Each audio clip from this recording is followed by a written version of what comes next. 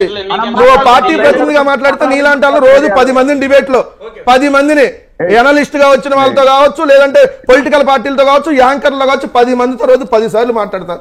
నువ్వు నీలాంటి వాళ్ళకి సమాధానం చెప్పలేవు అనుకున్నావు. ఇంకెవరుంటే మీ ఫ్రెండ్స్ కూడా కాల్ చేయొచ్చు, వాళ్ళకు కూడా చెప్తా సమాధానం. ఓకే అండి, ఓకే రజాక్ గారు, థ్యాంక్ యూ. చెప్పండి సార్, ఒక్క నిమిషం. నేను ఇంతమంది కాలర్లు ఫోన్ చేస్తున్నారు, దమ్ములు ధైర్యాలు మనం మాట్లాడుకుంటున్నాం, సరిపోదు. వాళ్ళేదో మీరు అవకాశం ఇస్తే ఇప్పుడు మీరు ఎప్పుడు అయ్యారు ఆయన చెప్పాలి, మీకేం సంబంధం? మధ్యలో దూరద్దని చెప్పండి. నేను కాలర్తో మాట్లాడితే మీరు అడగాలి, ఖండించాలి. పక్క పార్టీలో మాట్లాడేటప్పుడు నేను రాలేదు, మళ్ళీ ఎందుకు వస్తాను? నేను కాలర్తో ఎలా మాట్లాడాలి నువ్వెవరో చెప్తానికి యాజ్ మోడరేటర్ ఆయన చెప్పానండి. ఆయన అనవసరమైన విషయాలు మాట్లాడితే ఇదే చెప్తున్నారు సార్. మళ్ళీ 99 ఛానల్ ఎప్పుడు కౌంట్ అయింది అంటే ఇప్పటికి 8 మంది కాలర్లు చేస్తే సొంత వైసీపీ అభిమాని కూడా రోడ్ లేదని చెప్పాడు. సొంత వైసీపీ అభిమానులే ఉంటారు, నాకు తెలిసి ధైర్యం ఉందా? ట్రైన్ లో వెళ్తున్నారు, ఆల్రెడీ ఖమ్మం వేదికగా 5,000 మంది సెలెక్ట్ చేశారు. నేను వైసీపీకి ఓటేశానండి, ఈ బస్ లో వెళ్తాడు పేపర్ తీసుకొని, ఈనాడు ఆంధ్రజ్యోతి. ఈ స్టోరీలన్నీ బాబు నాయన స్వామి నేను మీకు చెబుతున్నా కాలాల గురించి మాట్లాడుతున్నాను. కాదండి, నేను ఒక మాట వర్మ గారు కాలర్ అడిగారు, నేను ఆయన సమాధానం చెప్పుకున్నా. మధ్యలో ఈయనకేంటి ఇబ్బంది? మళ్ళీ పవన్ కళ్యాణ్ కదరా బాబు మీరు కొట్టాల్సింది, పవన్ కళ్యాణ్ కదరా బాబు మీరు కొట్టాల్సింది. కాదు నువ్వు నిజంగా మనిషి అయితే కొట్టాల్సింది ఎవరిని? అరే 24 సీట్లు తీసుకునేందుకు అని చెప్పు తీసుకొని కొట్టాల్సింది పవన్ కళ్యాణ్ కదా. మన వాళ్ళకి 24 గంటలు అని చెప్పి చెప్పు తీసుకొని అనాల్సింది పవన్ కళ్యాణ్ కదా. చెప్పు తీసుకొని పవన్ కళ్యాణ్ అనాలి సిగ్గుంటే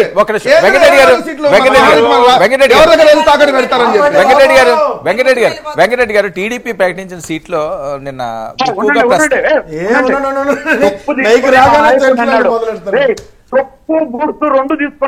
తీసుకొని పవన్ కళ్యాణ్ గారిని కొట్టు. నువ్వు మగ పుట్టకు పుట్టింటే నువ్వు మగాడి అయితే పవన్ కళ్యాణ్ గారిని కొట్టు బాబు. 24 సీట్లు వాడిని కొట్టు. వెంకటరెడ్డి గారు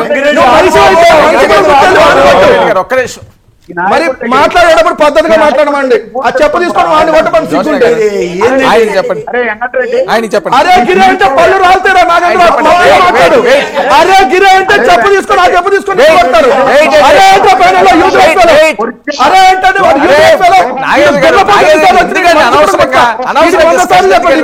మనిషిలాగా ప్రవర్తించరా? డిబేట్ ప్రజలు చూస్తున్నారా? మీ పార్టీ అలానే ప్రవర్తిస్తారా? మనిషిలాగా 100 సార్లు మనిషి పొడవు పుట్టుంటే మీరు ఆపండి. నాగేంద్ర నీకు 100 సార్లు చెప్పా, నువ్వు మనిషిలా ప్రవర్తించరా? దున్నపోతులాగా మాట్లాడమాకని, మనిషిలాగా ప్రవర్తించమని 100 సార్లు నాగేంద్ర గారు దయచేసి రిక్వెస్ట్ చేస్తున్నా, వాళ్ళు వేసే ట్రాప్లలో దయచేసి పడకండి. వాళ్ళు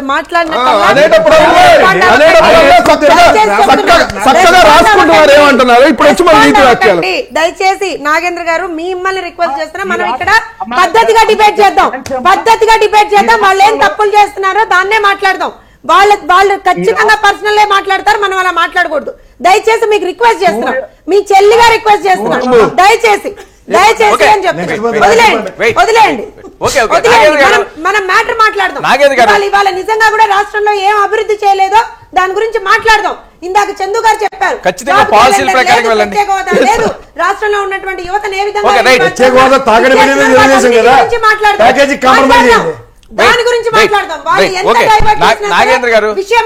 నాగేంద్ర గారు వెంకటరెడ్డి గారు దయచేసి పర్సనల్ గా వెళ్ళకండి, ఈ నిమిషం నుంచి వదిలేయండి ప్లీజ్.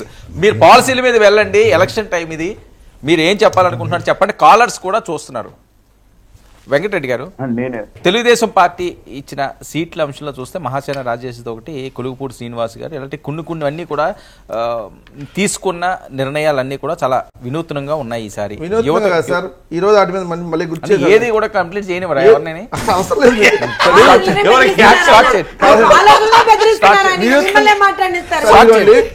హిందూ ఆడపిల్లలను ఎత్తుకొస్తే 10 లక్షల డబ్బులు దుబాయ్ లో ఉద్యోగం ఇస్తానని ప్రకటించిన మహాసేన రాజేష్ కు టీడీపీ ఎమ్మెల్యే టికెట్ ప్రకటించడాన్ని వ్యతిరేకిస్తూ ఈ రోజు 24/2/2024 సాయంత్రం 5 గంటలకు గుంటూరు లాజ్ సెంటర్లో వివేకానంద విగ్రహం వద్ద నిరసన కార్యక్రమంలో హిందూ బంధువులు పాల్గొన్న ప్రార్థన హిందూ ఐక్య పోరాట వేదిక ఈ బీజేపీ వాట్సాప్ గ్రూపుల్లో ఏది ఇతను మాట్లాడినటువంటి మాటలు చూడండి సార్. వీళ్ళకి సీట్లు ఇచ్చారు వాళ్ళు. ఇలాంటి అగ్రవర్ణ అమ్మాయిని పెళ్లి చేసుకుంటే నాకు ఫోన్ చేయండి. ఇలాంటి అగ్రవర్ణపు పిల్లల్ని మీరు పెళ్లి చేసుకోండి, మీకు అన్ని రకాల సపోర్ట్ నేను ఇస్తాను. అవసరమైతే మీకు వీసాలు తీసుకెళ్ళి ఇక్కడ పంపించేస్తాను. దుబాయ్ పంపించేస్తాను. దుబాయ్లో కూడా వెంట కూడా బేకలేదు. ఎవడన్నా దమ్ము ఉన్నవాడు ఉంటాడా? రాజేష్ గారికి పెళ్లి చేసావు కదా, ఆయన పలానా గ్రౌండ్ కి తీసుకొచ్చి మీరేదో మేమేదో చూసుకుందాం అంటారు కదా, వెళ్ళిపోదాం గ్రౌండ్. అంటే అగ్రవర్ణ అమ్మాయిల్ని పెళ్లి చేసుకొని రండి, నేను వాళ్ళకి డబ్బులు ఇస్తా, మన ఎవడు పీకుతాడు అంటే ఇదేంటి ఒక రెండు కులాల మధ్య ఒక ఘర్షణ వాతావరణం రేకెత్తించేటువంటి వాళ్ళకి. ఇంకోటి సార్, జనసేన వాళ్ళు వినాలి. ఎందుకంటే జనసేన బలపరిచిన పి గన్నవరం అభ్యర్థి మహాసేన రాజేష్. దయచేసి నాకు వినిపించడం ఇష్టం లేదు. నో సార్, తెలియాలి ప్రజలకి తెలియాలి. జనసేన వాళ్ళని వాళ్ళు అన్నటువంటిది ఇప్పుడు ఈ రోజు బలపరుస్తున్నారు అనమాట. ఇలాంటి అభ్యర్థికి బలపరుస్తున్నారు జనసేన వాళ్ళని బోషిడికే రివర్స్ లో. ఎందుకంటే అది ఇప్పుడు ఆ భాష మాట్లాడింది. బోషిడికే అంటే దానికి అర్థం తెలుసు కదా. జనసేన వాళ్ళు బోషిడికే వాళ్ళని అంతు చూస్తా అన్నటువంటి మహాసేన రాజేష్ ఈరోజు తెలుగుదేశం జనసేన బలపరిచినటువంటి అభ్యర్థి. రెండు కొలిగిపూడి శ్రీనివాసు. ఒక టీవీ డిబేట్ లో బీజేపీ ప్రతినిధిని చెప్పు తీసుకొని కొట్టినటువంటి వ్యక్తి. ఒక వ్యక్తిని చంపి తీసుకొని వస్తే ₹1 కోటి ఇస్తా ఒక దర్శకుడిని. ఇట్లాంటి వాళ్ళు ఈరోజు తెలుగుదేశం పార్టీకి అభ్యర్థులు. వినూత్నమైన నిర్ణయాలు అంటే అయ్యే కదా సార్. అంటే ఇలా రెచ్చగొట్టేటటువంటి వాళ్ళు, ఇలా కులాల మధ్య గొడవలు పెట్టేవాళ్ళు, మనుషులను చంపితే ₹1 కోటి ఇస్తామనేటటువంటి వాళ్ళు, వీళ్ళందరూ ఈరోజు అభ్యర్థులు. వాళ్ళకి జనసేన కూడా బలపరుస్తుంది.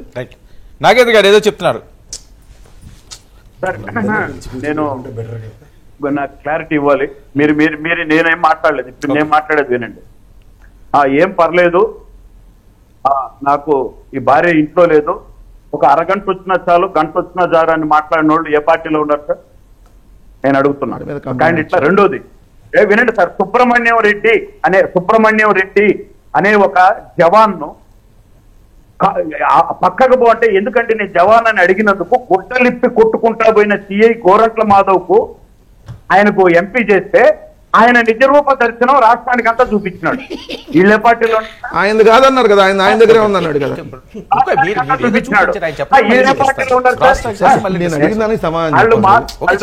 వాళ్ళు మాట్లాడేటప్పుడు నేను మాట్లాడలా.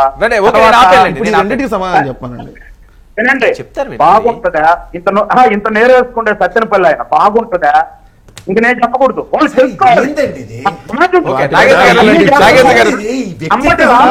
అవి ఫేక్ ఆడియోలు అనేది కంప్లైంట్. అవన్నీ ఫేక్ ఆడియోలు అటండి అని కంప్లైంట్ ఇచ్చారు. ఇది ఫేక్ ఆడియోనా ఒరిజినల్ ఆడియోనా చెప్పండి. ఇది ఫేక్ కాదు, మీరు చెప్తే ఫేక్, నేను చెప్తే ఫేక్. ఇది ఫేక్ కాదు, ఒరిజినల్ మిమ్మల్ని తిట్టింది కాదు అని చెప్పండి. మాట్లాడొద్దు. ఇది ఫేక్ కాదు, మహాసేన రాజేష్ మాట్లాడింది. ఇది ఫేక్, ఒరిజినల్ ఫేక్ కాదు అని చెప్పాడు.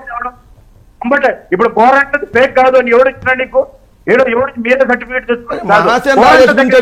మాట్లాడతారు ఏంటండి? ఏం మాట్లాడుతున్నారు సార్? ఇక్కడ నేను అట్లాంటి వాళ్ళకి మీరు మద్దతు ఇస్తున్నారు కదా. నేను ఒక్కటే జనసేన వాళ్ళని భవిష్యత్తు తిట్టిన వాళ్ళకి మద్దతు ఇస్తున్నారు కదా. నేను ఒక్కటే చెప్తున్నా, తండ్రితో సహా చంపిన తండ్రి లేని బిడ్డ అనే నాటకాలు వద్దు. ప్రజలందరూ చూస్తున్నారు. నాకు తండ్రి లేడు ఓటేమని అడగల జగన్మోహన్ రెడ్డి గారు. నేను ఇచ్చిన మేనిఫెస్టో అవకాశం ఇవ్వమని అడిగారు.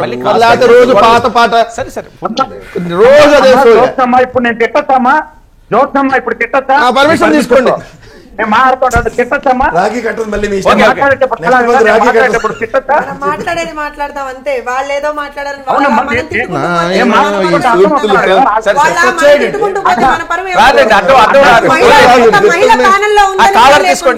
ఇష్టారీతిన మాట్లాడుతూ ఇట్లా మాట్లాడుతూ ఉంటే నిజంగా కూడా ఇంకొకసారి రావాలంటే కూడా ఇబ్బంది పడతారు. ఒకసారి పబ్లిక్ కాల్ తీసుకోండి. తెలుగుదేశం పబ్లిక్ కాల్ తీసుకోండి. వారు నాయన నమస్తే అండి. ఏం సార్ ఆదివారం మాకు ఇది? నమస్తే అండి. నమస్తే అండి. చెప్పండి చెప్పండి బాబుజీ గారు. చెప్పండి తణుకు బాబ్జీ గారు. ఓకే శ్రీనివాస్ గారు, తణుకు శ్రీనివాస్ గారు చెప్పండి. అయ్యో సార్, ఇప్పుడు ఈయన మేడం గారు దెబ్బలాడుతున్నారు కదండి, వైఎస్ఆర్ గురించి దెబ్బలాడుతున్నారు కదండి. ఇప్పుడు జగన్మోహన్ రెడ్డి గారు చేసే కార్యక్రమాలు ఎన్ని కార్యక్రమాలు చేశారు జగన్మోహన్ రెడ్డి గారు అండి? ఎన్ని కార్యక్రమాలు చేశారండి జగన్మోహన్ రెడ్డి గారు? చెప్పండి. స్కూల్ పట్టుకొచ్చారా? చెప్పండి సార్. స్కూల్ అండి ఎలా స్కూల్ అండి సార్? ఒక సామాన్య మానవుడికి 5 లక్షల ఆరోగ్యశ్రీ సామాన్య మానవుడికి 5 లక్షల సామాన్య మానవుడు 5 లక్షలండి ఆరోగ్యశ్రీ కార్డు. మాట్లాడు వెంకటరెడ్డి గారు. సామాన్య మానవుడికి 5 లక్షలండి ఆరోగ్యశ్రీ కార్డు అండి. ఇచ్చారు మీరు చెప్పండి. 20,000 కోట్లు ఇళ్ల స్థలాలు ఇస్తారు 20,000 కోట్లు ఇళ్ల స్థలాలు. వెంకటరెడ్డి గారు బూస్టప్ ఇచ్చారండి. ఎవరు ఇచ్చారు సార్? చెప్పారు సార్, నాకు బూస్ట్ ఇవ్వాల్సిన పనే ఉంది. అది గ్రామాల్లో కనపడేది ఆయన చెప్తున్నాడు. గ్రామాల్లో పండగ చేసుకున్నారు జనం, అయ్యి ఉండొచ్చు, జరిగిన వాస్తవం చెప్తున్నారు. ఏమన్నా గ్రామాల్లో పండగ చేసుకున్నారండి. పండగ అండి, ఇల్లు హౌసింగ్ ఇల్లు పండగ చేసుకున్నారు. ఇల్లు అండి లేబర్ ఆటో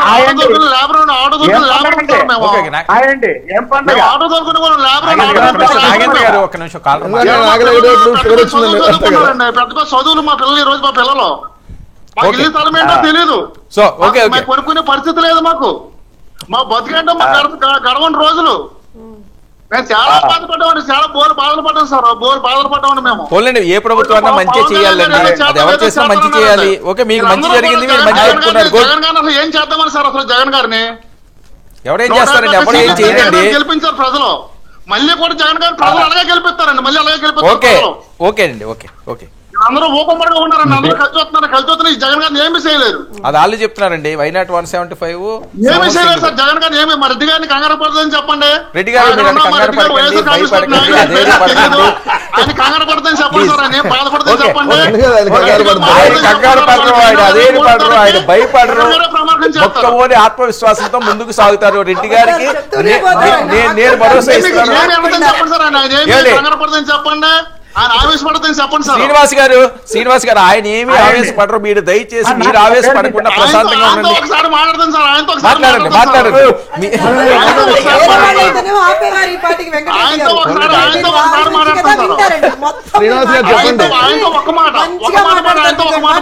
శ్రీనివాస్ గారు చెప్పండి.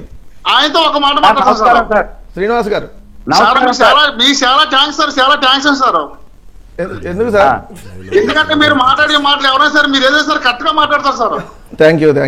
మనం ఎక్కడికైనా మనం బాగానే ఉంటాం. మీరేం కంగారు పడి మీరు ఆవేశపడితే ఎన్ని చేసి ఎన్ని కూతురు చేసినా గవర్నమెంట్ మనమే ఫోన్ చేస్తే మీరు కంగారు పడి సార్. పైన దేవుడు ఉన్నాడు.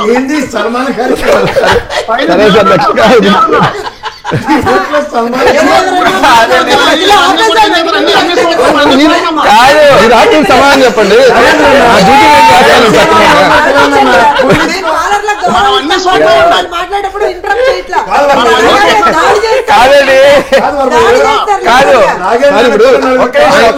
ఆయన చెప్పిందంటే అవును తప్పుందా? స్కూల్ బాగా చేసింది వాస్తవం కాదా? ఆయన చెప్పిందంటే తప్పుందా? 25 లక్షలు అవునా కాదా? శ్రీనివాస్ గారు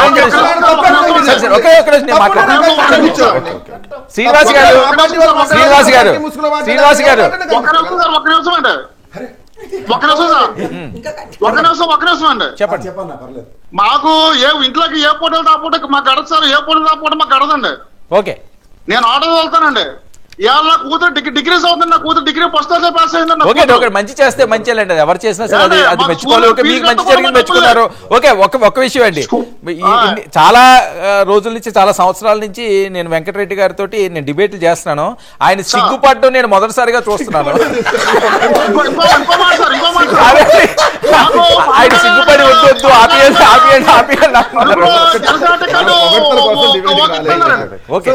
ఆయన అభిప్రాయాన్ని అదేనండి నేనేమన్నానండి.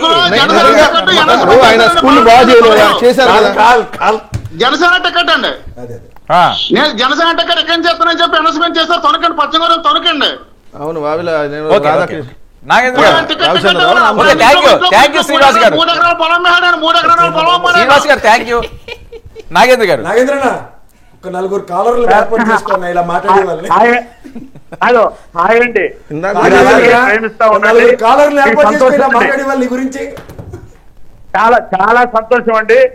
మీరు మీ నాయకుడిని మీరు అలాగే ప్రేమిస్తా ఉండండి. కానీ మీరు ఏం చేస్తారండి, వాళ్ళు ఏమి చేయలేరండి. మా వల్ల ఏం కాలేదండి. కుదిరితే బెయిల్ క్యాన్సిల్ చేద్దామని ఉన్నాం అంతే. రైట్, ప్రసాద్ గారు బెయిల్ క్యాన్సిల్ చేస్తారంట సార్. ఈ విషయాలు ఎవరు మాట్లాడదు కానీ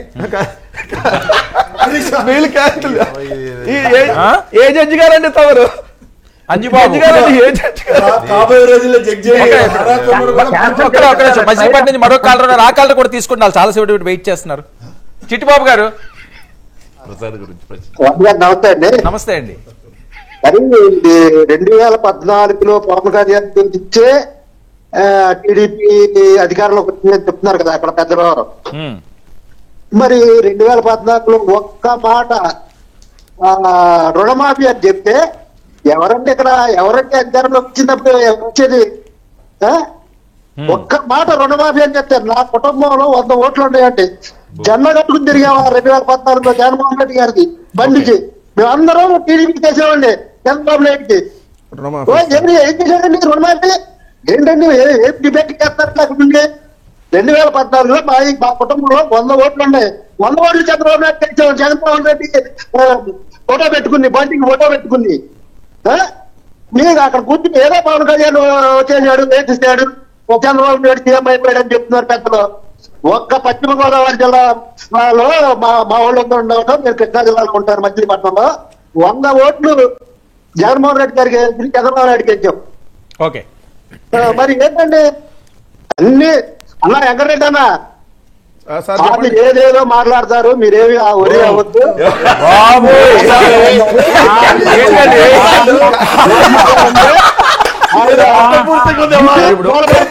అర్థమవట్లేదు అక్కడ గిల్లి జోలబడుతుంది ఆవిడ. వాళ్ళు ఎంతమంది మాట్లాడినా మనకు అలవాటు. వాళ్ళందరూ చంద్రబాబు నాయుడు భజన చేయడానికి వస్తారు, పార్టీల ముసుగులోనో ఇంకో ముసుగులోనో ఎన్ని రకాల అది ఇంకో ఆర్టిస్ట్ అక్కడ ఆయన జనసేన ఆర్టిస్ట్ చూసా టప్పెట్లు వాళ్ళు ఆ టప్పెట్లు కొట్టుకోవడమే ఆఖరికి ప్రసాద్ గారు ఇతను తెచ్చి మీద చెల్లి చేసుకుని టప్పెట్లు కొట్టుకోవడానికి మిగిలింది. ప్రసాద్ గారు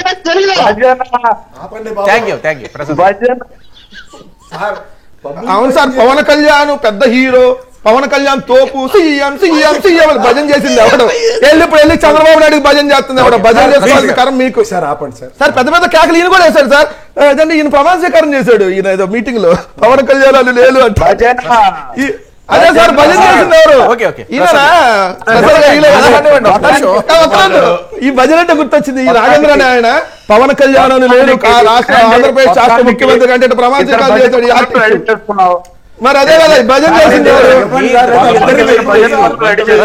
భజన అయిపోయింది కదా. మాట్లాడండి ప్రసాద్ గారిని కూడా. సరే అన్న, మంచి భజన విన్నాం, 2 భజనలు బ్రహ్మాండంగా విన్నాం. అలా నువ్వు కూడా 4 కాలర్లు అరేంజ్ చేసుకో, ఆ భజన కూడా విన్నాం. అంటే ఈయన అరేంజ్ చేసుకున్నారు ఏంటి? ఆయన అరేంజ్ చేసుకోమంటున్నారు, ఈయన అరేంజ్ చేసుకున్నారు వెంకటరెడ్డి గారు. పబ్లిక్ ఫ్లో అవుతున్నప్పుడు అలా అరేంజ్ చేపలు పట్టుకోవాలి కదా ఏదో ఒకటి. కాదండి అరేంజ్ చేసుకోవాలంటే 175 నియోజకవర్గాలు ఇప్పుడు 175 కాల్స్ ఒక్కొక్క నియోజకవర్గం నుంచి ఒక్కొక్క పేరుతో కాల్ చేయించవచ్చు. మాకు అవసరం ఏమన్నా? నాకు ఇవ్వండి సార్. వాళ్ళు ఎవరో ఫోన్లు చేస్తే అంటే ఇందాక చేసిన కాల్స్ అన్న వాళ్ళు అరేంజ్ చేసుకున్నారు నేను అన్నానా? నేను ఆ టైప్ కాదు. కౌంటర్ ఇవ్వండి. డెఫినెట్లీ వాళ్ళు విమర్శ చేసినప్పుడు ఖచ్చితంగా చేస్తాం. వాళ్ళు మమ్మల్ని పొగిడితే వద్దన్నాం, అవసరం మాకు ఆ పొగడ్తలు. ఇవాళ ప్రసాద్ గారికి కూడా ఎవరైనా కాలర్స్ ఉంటే ఆయన ఫ్యాన్స్ చేయండి ప్లీజ్. అలాగే చెప్పారు కదా, ఇంకా డైరెక్ట్ గానే చెప్పాను. మాట చెప్తాను కాలర్ కాదు, ఒక్క విషయం ఉండాలి. ఆర్టిస్ట్ మాట్లాడతారు ప్రసాద్ గారు ఏమన్నాడు ఇప్పుడు నాగేంద్రన్ లాంటి వ్యక్తి నిక్కాసైన జన సైనికుడు, పార్టీ కోసం పరితపించాడు. ఆల్ ప్లేనరీలోనే కదా సార్ ప్రమాణ స్వీకారం చేశాడు పవన్ కళ్యాణ్ గారి తరఫున. అంటే ఇందాక చందన్న చెప్పింది ఏంటంటే రాజ్యాధికార సాధనలో అధికారమే పరమావధి ఉన్నప్పుడే ఏదైనా ముందుకెళ్ళగలుగుతాం అని చెప్పింది. దాన్ని కంక్లూజనే కదా ఆయన కూడా బిలీవ్ చేసింది. ఆయన బిలీవ్ చేసిన దాన్ని కూడా ఆయన్ని యాక్సెప్ట్ చేసుకోకుండా మదనాయకుడు అడుగుజాడలో నడుస్తానంటే ఎంతవరకు యాక్సెప్టబిలిటీ ఉన్న దగ్గర ఈయనకున్నంత సాంతన అందరికీ ఉంటుందా అన్నది ఒక పెద్ద ప్రశ్న.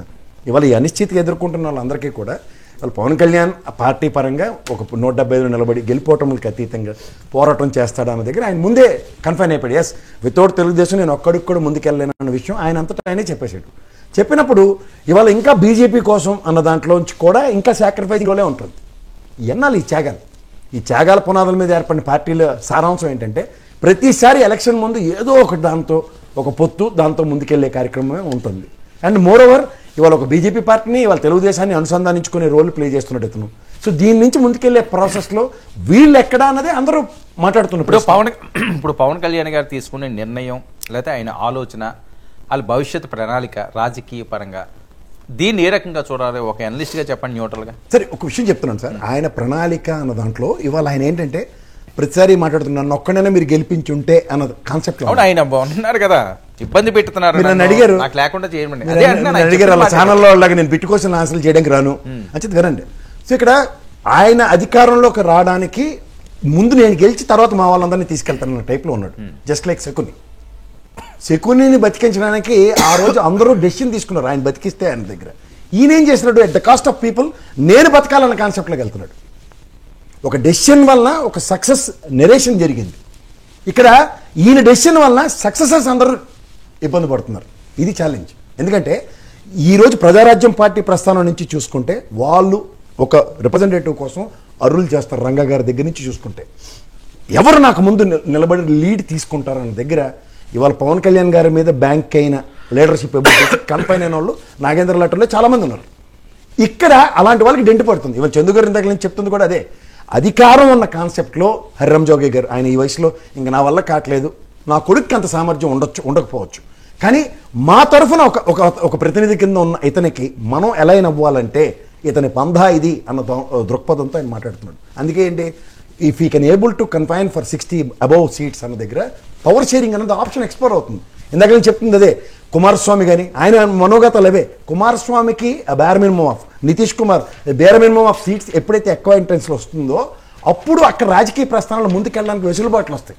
ముందు మనకి మొదటే నేను ఒక్కడితోనే నా పని అయిపోతుంది అన్న దగ్గర కన్ఫైన్ అవుతుంది దగ్గర నాతో పాటు 10 మంది అన్న అలైన్మెంట్ ఎప్పుడైతే కుదురుతుందో అప్పుడు రాజ్యాధికారం షేరింగ్ స్టార్ట్. సో ఇప్పుడు ఈ 24 సీట్లకు సంబంధించి మీకున్న ఎక్స్పెక్టేషన్స్ లేదా మీకున్న గ్రౌండ్ రిపోర్టు మీరు అబ్జర్వ్ చేసింది ఎన్ని సీట్లు గెలిచే అవకాశం ఉంటుంది? అంటే నేను ఇవాళ అసలు వెళ్దాం అనుకుంటే మీరు డిబేట్కి పిలిచారు. నేను ఒక 4 అయిపోయిందంటే భోజనం భోజనం కూడా క్షమించలేదు. కాలం తీసుకుంటున్నాను. కళ్యాణ్ వైజాగ్ నుంచి ఒక ఆయన ఉన్నారు. కళ్యాణ్ గారు సార్ నమస్కారం. సార్ నమస్తే అండి. సార్ అందరికి మీకు ప్యానల్ జడ్జిలు మా ప్రజలు అందరికీ నమస్కారం అండి. నమస్తే సార్. అదే సార్ ముందు అంటున్నారు కదా ఇలాగా టీడీపీ కానీ సపోర్ట్ లేకపోతే జనసేన అసలు లేదే లేదని చెప్పేసి అంటున్నారు. సార్ యాక్చువల్లీ టీడీపీ లేకపోతే జనసేన లేదు అని చెప్పేసి అనలేదు సార్. బట్ వైసీపీ పార్టీని దించడం కోసం టీడీపీ సపోర్ట్ కావాలి అని చెప్పేసి అన్నారు తప్ప టీడీపీ తప్ప జనసేన లేదు అని చెప్పేసి అసలు ఎక్కడ అనలేదండి. ఒకటి సార్.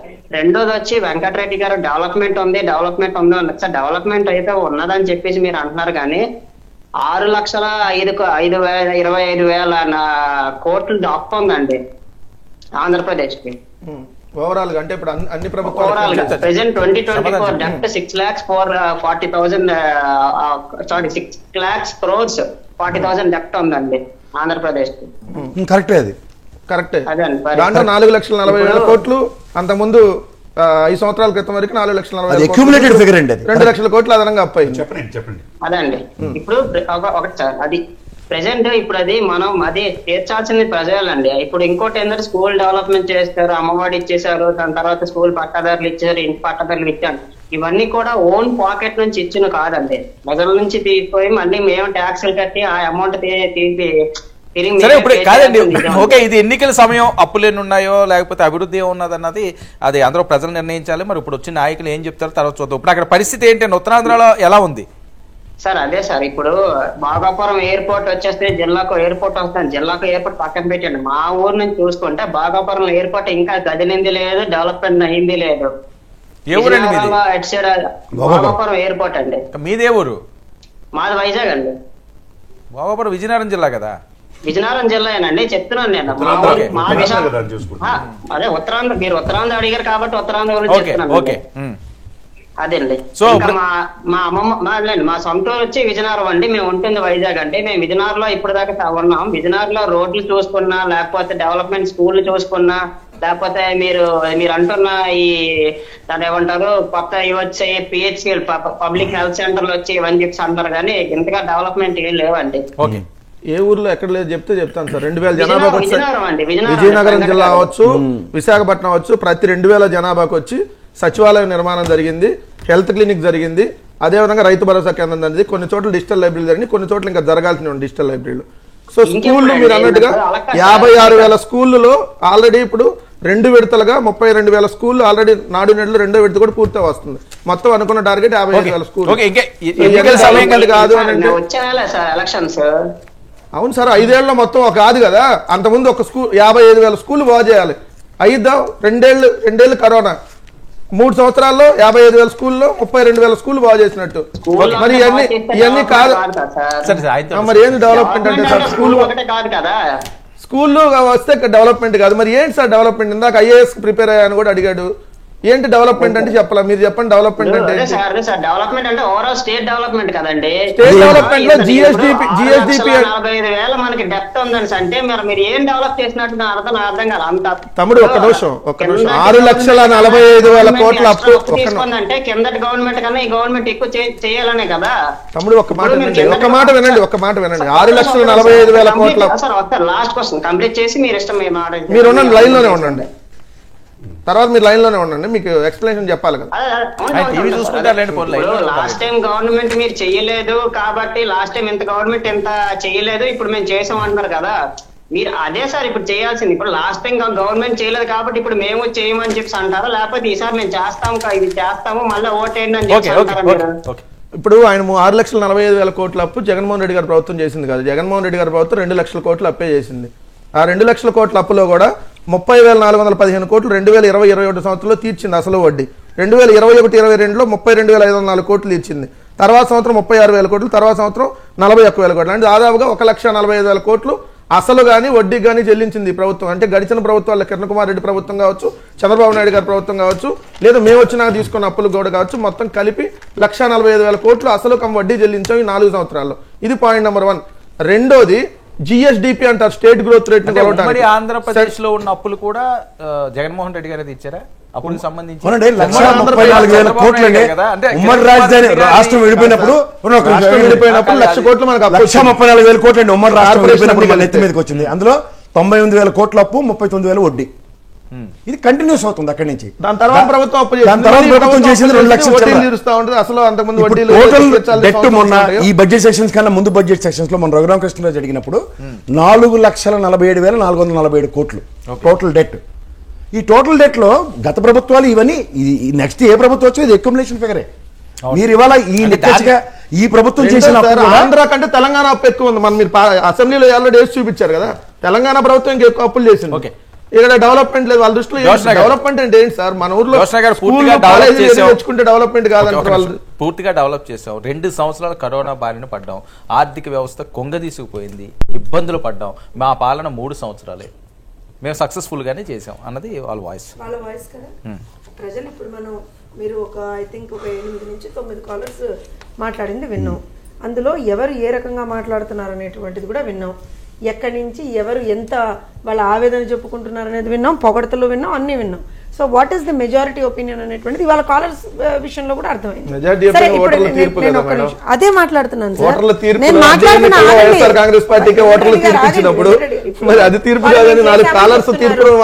వాళ్ళు ఏం చెయ్యలేదో ప్రజలే చెప్తున్నారు, వాళ్ళే క్లారిటీగా బయటకు వచ్చి చెప్తున్నారు.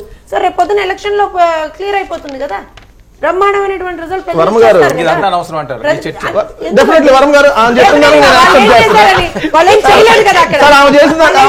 నేను జోష్వా గారు అన్నదాన్ని యాక్సెప్ట్ చేస్తా.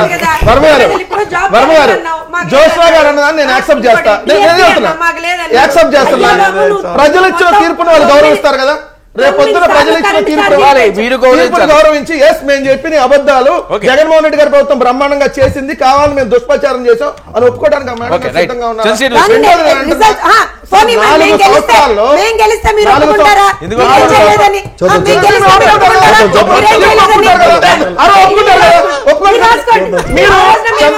దుష్ప్రచారం చేసాం ఒప్పుకుంటారు కదా, మేము కావాలని చెప్పగలుగుతాం సార్. అందుకనే మా పరిపాలన బాగుంటే ఓటేయమంటున్నాం, బాగుంటే అంటున్నాం.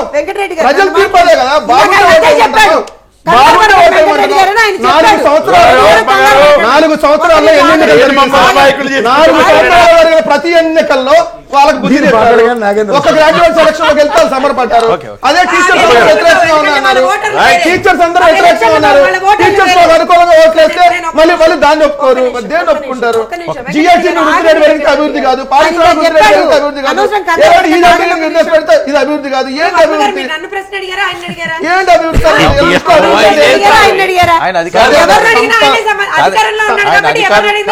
ఆయన అధికారంలో ఉన్నారు. 150 ఎందుకు ఎందుకు ఫిషింగ్ ఎందుకు సెంటర్లు కట్టలేదు? ఎందుకు మీరున్నప్పుడు ఉద్యోగాలు ఇవ్వలేదు? వీటన్నిటికీ సమాధానం చెప్పాలి. చెప్పాలి కదా. ఏంటది నాకు అర్థం కాదు. ఒక్క నిమిషం. మమ్మల్ని మాట్లాడినెవరు ఏమి చేయలేరు ఒక్క అక్కడ నిమిషం. అసెంబ్లీ దగ్గర ఏమో నుంచి మీరు debate అన్నా జనసేన ఇప్పుడు ఎల్లిస్ట్ అందరికి నేనే కదా సమాధానం చెప్పాల్సింది. మరి మేము మాట్లాడిన సేపు ఆగాలి కదా సార్ మీరు. ఈ- ఆ ఓపిక ఉండాలి.